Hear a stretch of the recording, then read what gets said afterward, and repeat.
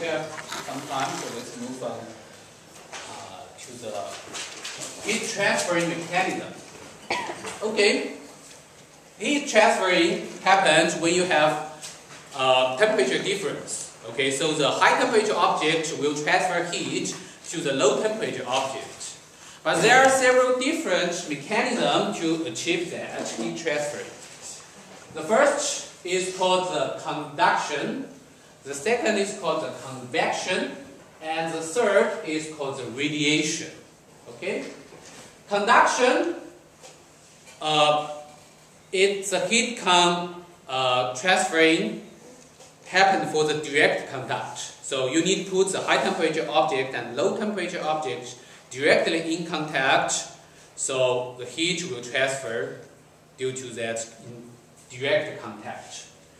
And the convection is the heat transferring through the movement of the substance. You still need the contact, but usually it's not the high temperature object directly contact with the low temperature object. There are some medium for something can flow, like water, right? When the water flows, it can transfer the heat from the high temperature end to the low temperature end.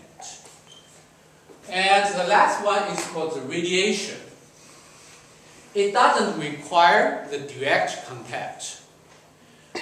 All the high temperature objects will release the heat through the electromagnetic wave. Okay. And electromagnetic wave is some wave can propagate in the vacuum. So this kind of heat transferring can happen in the vacuum. For example, we receive the heat from the sun, but there is vast vacuum, okay, the empty space between the sun and the earth, but we still receive the heat. So that cannot be the conduction or convection. It can only possible because of the radiation of the heat. Okay. Now let's think about if you are in the camping site, you make some camping fire, you can receive heat from the camping fire. And in fact, you can receive the fire from all of the three mechanisms here. For example, if you just sit beside the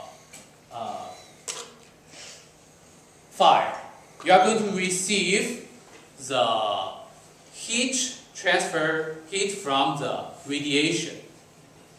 And you can know this because then if you just sit in front of the fire, so your front side will feel the heat, but your back side will not, right?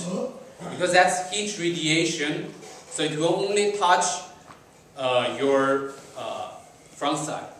But if you put your hand above the fire, you are going to receive the heat through the convection, because the hot gas will move upwards. Okay, so to bring the heat to your hand, and it's easier for both sides of your hand to get the heat because that's a convection, so it's move all around. And now the question is, can you get the heat conduction from that? Yeah. Yes, you can. If you want to put your hand inside of into the fire, you can get that. Okay. So that's a heat transfer. Okay. Now here I would like to mention some equation to calculate this heat transferring. Okay. So there are some equations can be given in your formula sheet, but you need to know what we mean by these quantities. So for the heat conduction, we use the so-called Fourier's law to calculate the heat transferred from during this process. And usually we want to calculate the heat transferring rate. Okay, we call it P, the power. So it's actually the heat transferring during unit time, okay, per second, the heat transfer per second. And you can see it's given by this quantity, K multiplied by A, multiplied by TH minus TC. So that's a high temperature subtracts a low temperature, or temperature change, divided by L. Okay. So what I mean by these quantities? So if you have transferring goes through, like say it goes through a rod, okay, like this. So you can see it's proportional to the cross-sectional area A. Okay? And this is reasonable. You can think about this is a bridge. If you have some high temperature object here, low temperature object here, and so the heat flow is in this direction. So you can think about it like some bridge. So for a larger cross-sectional area, it can propagate the heat faster. Okay, you can think about the water flow.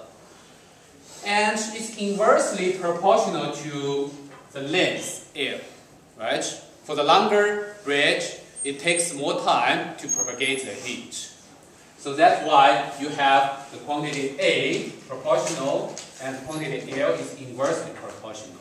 And also it's proportional to the temperature difference. Okay, so TH subtract TC. So you can expect these dependence. So many of the physical equations, they are kind of common sense equation. You just put all your common sense together to form some equation. Okay. And here, there is a proportional constant called K, which is called the thermal conductivity. Okay. Thermal conductivity measures the ability of the material to propagate the heat. Okay, so we have good thermal conductor, we have bad thermal conductor. Okay, good thermal conductor we have a high K value, and bad thermal conductor or good thermal insulator we have a low K value. Okay. So let's stop here. Next class we are going to